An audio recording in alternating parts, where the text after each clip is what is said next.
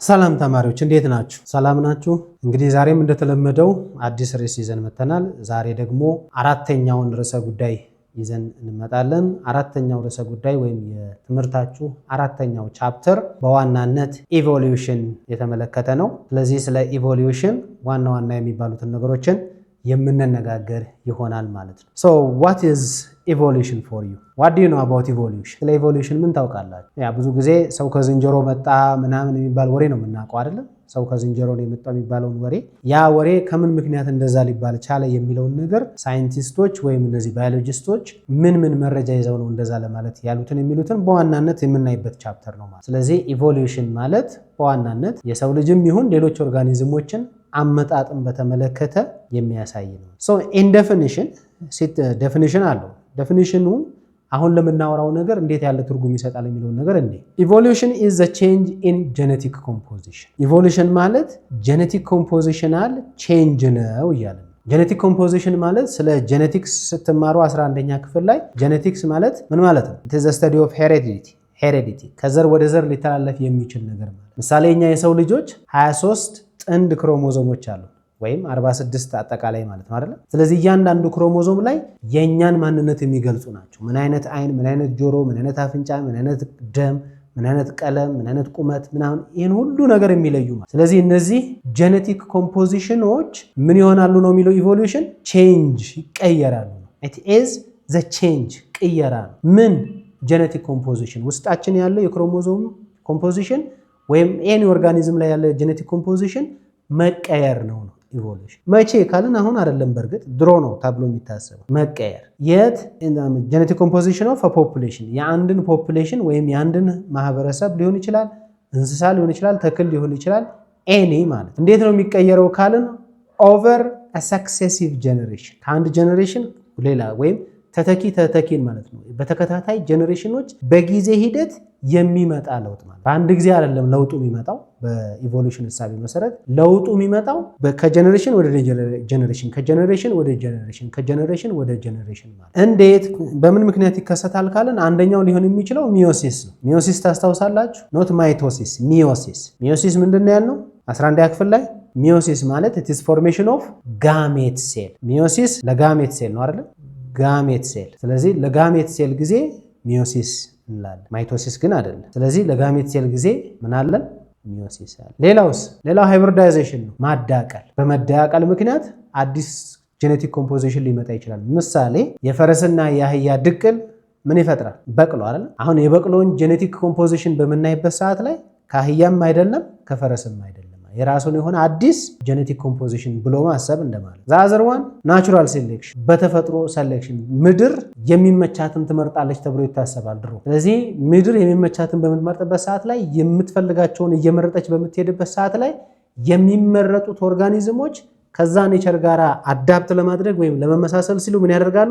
ጄኔቲክ ኮምፖዚሽናቸውን ቼንጅ ያደርጋሉ ሰክሰሲቭሊ በጊዜ ሂደት ማለት። ሌላው ሙቴሽን ታስታውሳላችሁ? ስለ ባክቴሪያ ስናወራ ሙቴሽን ማለት ቼንጅ ኢን ዘ ጄኔቲክ ኮምፖዚሽን ቢኮዝ ኦፍ ኤክስተርናል ፕሬዠር። ምሳሌ ስለ ባክቴሪያ ታስታውሱ ከሆነ ስለ ቲቢ ስናወራ አንድ ሰው የቲቢ መድኃኒት እየወሰደ ከነበረ ለ6 ወር የሚሰጠውን ድንገት በ4 ወር ቢያቋርጥና ከእንደገና ቲቢ ቢነሳበት ያንኑ መድኃኒት አይሰጠውም። ምክንያቱም ምን እንላለን? ባክቴሪያው ያንን መድኃኒት በመላመዱ ምክንያት ጄኔቲክ ቼንጅ ያካሂዳል፣ ክሮሞዞማል ቼንጅ ያካሂዳል። ስለዚህ ያ ቼንጅ አዲስ የሆነ የባክቴሪያ ካራክተሪስቲክስ እንዲመጣ ያደርጋል። ስለዚህ ሌላ አይነት መድኃኒት ነው የሚዘጋጅ። ስለዚህ ሙቴሽን የምንለው ምንድነው ማለት ነው? በሌላ አነጋገር የሆነ በኤክስተርናል ፕሬዠር ወይም በሆነ ከባድ ጫና ምክንያት ጄኔቲክ ኮምፖዚሽንን መቀየር ማለት። ስለዚህ በሚዮሲስ ሊሆን ይችላል፣ በሃይብሪዳይዜሽን ሊሆን ይችላል፣ በናቹራል ሪሶርስ ሊሆን ይችላል። ኦርጋኒዝሞች ጄኔቲክ ኮምፖዚሽናቸውን ይቀይራሉ ተብሎ ይታሰባል። ያ ጄኔቲክ ኮምፖዚሽን የመቀየር ሂደት ምን ይባላል ነው?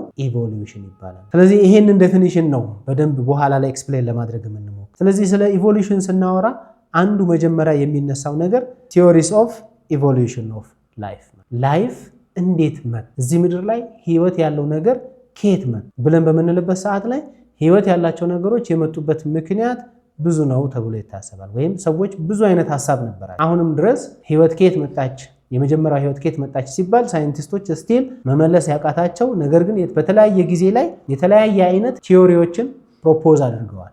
የመጀመሪያው ቲዮሪ የሚሆነው ክሪኤሽኒዝም። ይሄ ክሪኤሽኒዝም ማለት this theory suggests that there is supernatural or divine force አንድ የሆነ ኃይል አለ፣ ምድራዊ ወይም ተፈጥሯዊ ኃይል አለ ወይንም ደግሞ መንፈሳዊ ኃይል አለ። ምን የሚያደርግ እነዚህን ህይወቶችን የሚፈጥር that created life forms። ስለዚህ ክሪኤሽኒዝም የሚባሉት አካላት ህይወት ምድር ማነው ህይወት ያለው ነገር ወይም ህይወት እዚህ ምድር ላይ እንዴት መጣ ተብለው ሲጠየቁ መልሳቸው አንድና አንድ ነው፣ አጭር ነው። አንድ ሱፐርናቹራል የሆነ ፓወር አለ ወይም አንድ መንፈሳዊ ኃይል አለ። ስለዚህ ይሄ መንፈሳዊ ኃይል ነው እነዚህን የፈጠረው። እነዚህ በአብዛኛው ማን ናቸው? እነዚህ በአብዛኛው ሪሊጂየስ ፒፕል ናቸው ማለት ነው። የሃይማኖት ሰዎች እሳቤ ማለት የሃይማኖት ሰዎች ህይወት እንዴት ተፈጠረ ተብሎ ሲባል አንድ የሆነ ተፈጥሮን የፈጠረ ወይም ምድርንና ሰማይን ፕላስ ህይወት ያላቸውን ነገሮችን የፈጠረ አንድ ኃይል አለ፣ ያ ኃይል ነው የፈጠረው ብሎ ያምናሉ። ግልጽ ነው።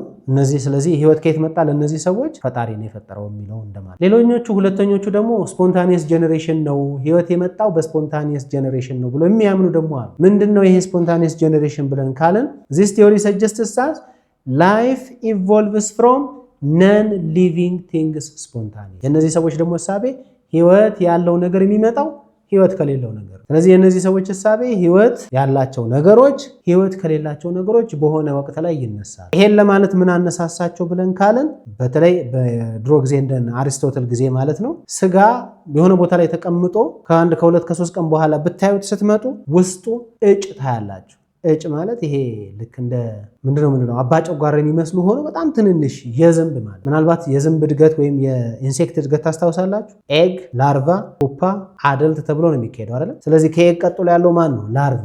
ያ ላርቫ እጭ የምንለው ማለት እጭ የሚባለው ነገር እዛ ስጋ ላይ ያያሉ። ስለዚህ ያ እጭ ከየት መጣ ተብሎ ሲታሰብ እነሱ የሚሉት ከምንድነው? ከስጋው ነው ከሞቶ። ወይ አንድ ምግብ ወይም ሾርባ ነገር ምሳሌ ብታስቀምጡ የሆነ ቦታ ላይ የሆነ ሰዓት ላይ ሊተላ ይችላል። የሆነ ኦርጋኒዝሞችን ልናይ እንችላለን። እዛ ቦታ ላይ የመጡት ኦርጋኒዝሞች ከየትም ሳይሆን ከዛ ከምግቡ ነው ከሾርባው ነው ተብሎ ይታሰባል። ምሳሌ ከዚህ በፊት ስለ ሻጋታ አንስተን አይደለም? ሻጋታው ከየት መጣ? በእነሱ እሳቤ መሰረት ከእንጀራው ወይም ከዳቦው እንደማለት። ስለዚህ this spontaneous generation theorists believe that living things arise from none living things how spontaneously በጊዜ ሂደት ይላል። ይሄንን ሐሳብ የመጀመሪያ ተቃዋሚ የሆነው አንድ ጣሊያናዊ ሳይንቲስት ነው፣ ፍራንቼስኮ ሬዲ ይባላል። ይሄ ፍራንቼስኮ ሬዲ የተባለው ሰውዬ ይሄንን ሐሳብ ውድቅ ለማድረግ ምን አደረገ?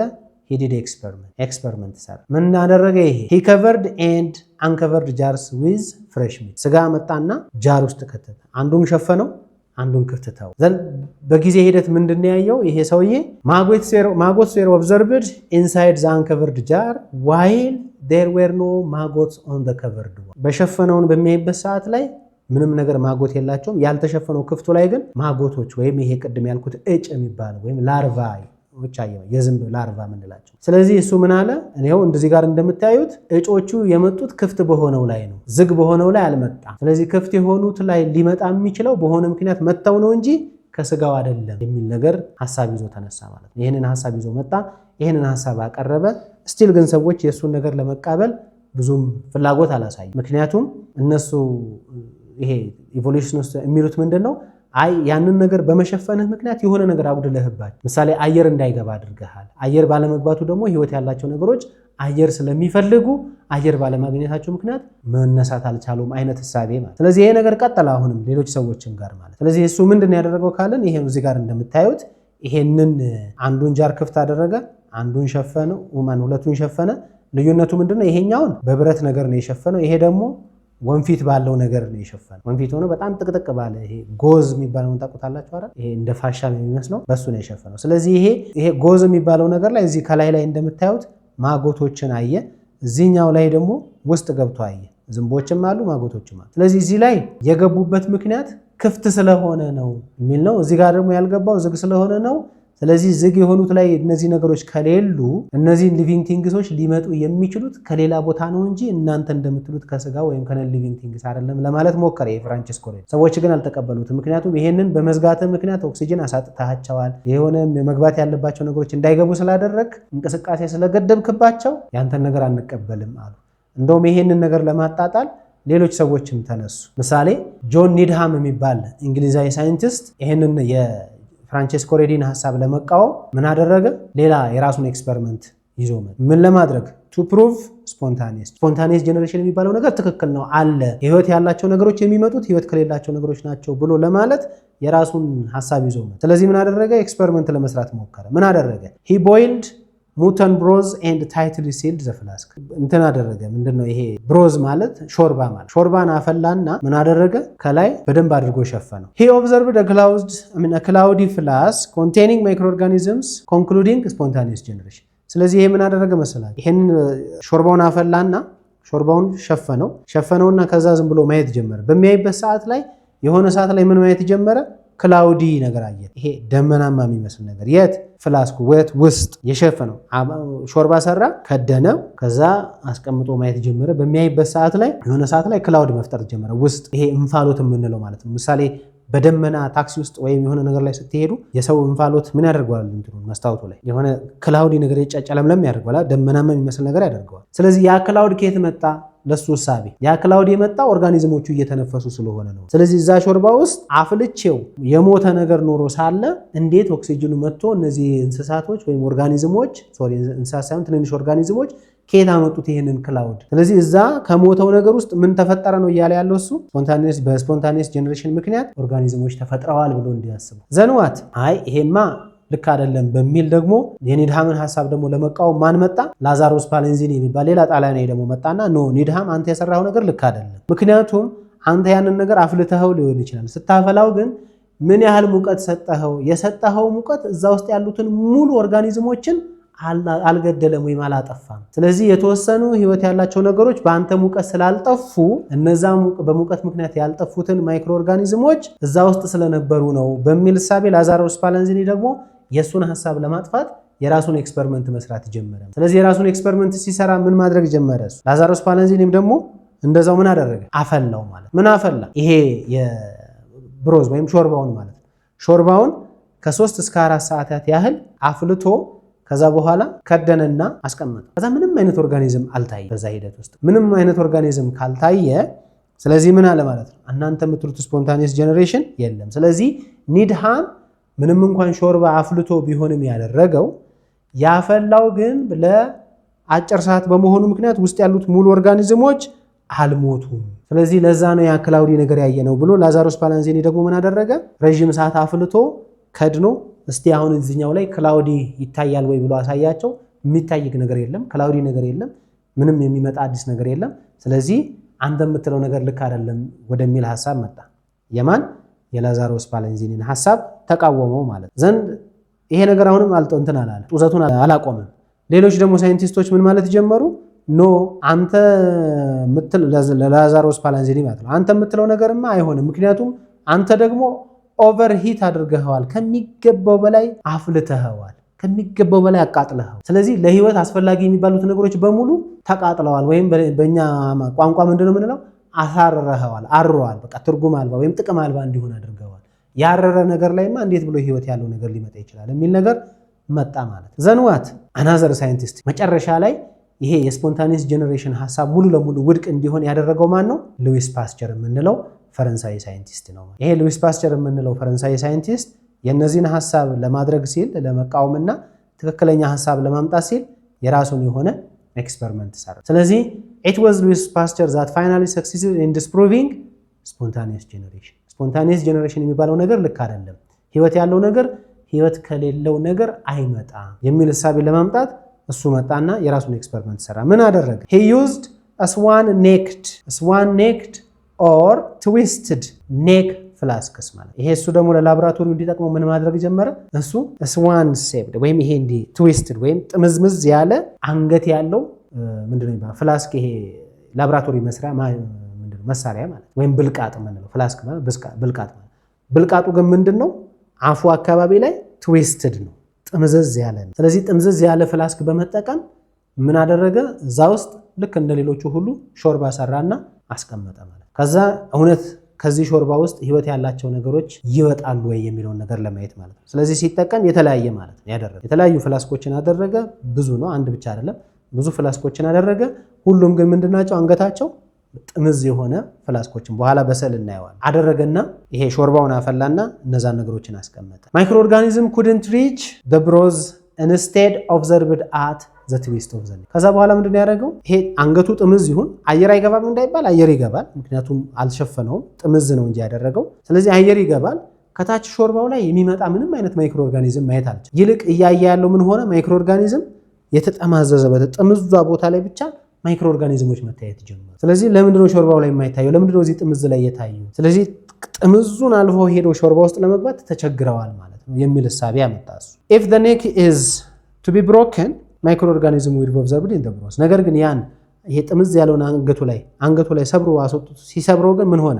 ሾርባው ስር ማይክሮ ኦርጋኒዝሞች መታየት ጀመሩ። ጥምዝ እያለ ማይክሮ ኦርጋኒዝሞች ሾርባ ውስጥ የሉም። ይልቅ ማይክሮ ኦርጋኒዝም የሚታዩት የት ሆነ? እቺ ጥምዟ ቦታ ላይ ነው፣ የታጠፈው ቦታ ላይ በስዕል እናየዋለን። ሲሰብረውና ይሄ ጥምዝምዙን አጥፍቶ ግን ቀጥ ያለች ደግሞ ፍላስክ በሚያደርግበት ሰዓት ላይ ግን ሾርባው ስር ምን መገኘት ጀመረ? ማይክሮ ኦርጋኒዝሞች መታየት ጀመሩ። ስለዚህ የሱ ሐሳብ ምን አለ ማለት ነው? ማይክሮ ኦርጋኒዝሞች ከሆነ ቦታ መጥተው በንፋስ በስፖር በምናምን መጥተው ይሆናል እንጂ በምንም ተአምር ህይወት ከሌለው ነገር ላይ ወይም ከሾርባው ላይ ህይወት ያለው ነገር አይመጣም የሚለውን ነገር ዲስፕሩቭ አደረገባቸው። ከዛ እሱም ምን አለ መጨረሻ ላይ የራሱን ስቴትመንት ሰራ በፈረንሳይኛ ኦምኒ ቪቨም ኤክስ ቪቮ which means life only comes from life። ሴል ቲዮሪን ታስታውሳላችሁ? every cells come from pre-existing cell። እያንዳንዱ ሴል በፊት ከነበረ ሴል ነው የሚመጣው እንደተባለው ሁሉ እዚህም ጋር life only comes from life የሚለውን ስቴትመንት አበሰረ ማለት ነው። ማን? ሉዊስ ፓስቸር። ስለዚህ ይሄ ደግሞ ሉዊስ ፓስቸር ደግሞ ይሄን ነገር ሲሰራ 19ኛው ክፍለ ዘመን ነው ማለት ነው።